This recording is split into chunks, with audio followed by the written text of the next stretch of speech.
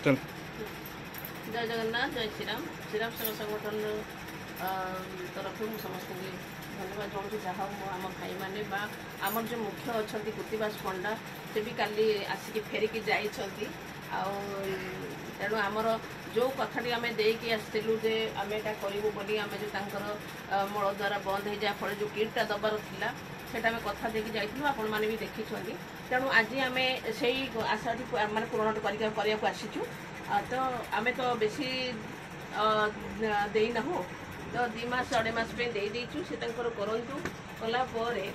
आम देखू तर सुविधाटा कौटी कले ठीक बाटे आसीपर से आम कथा जो इच्छा शक्ति अच्छी जे किसी करेंगे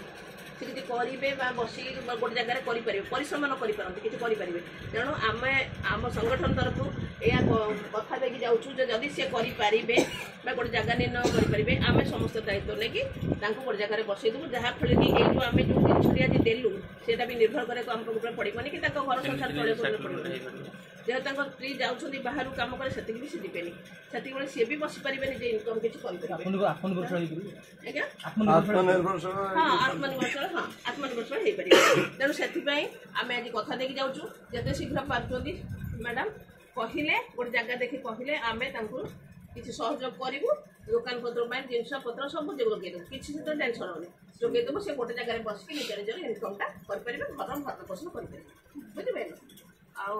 धन्यवाद दूसरी आम कृतिबास पंडा जहाँ हो सी गोटे लोक मैंने जो प्रकार परिश्रम करी आसी आम संगठन दैतारी पंडा सी पूरा दिन तमाम काली आसी कटक खोजिक आसिक भुवनेश्वर खोजी गाँव को जाइए पुणी रिटर्न कर बहुत बहुत बहुत धन्यवाद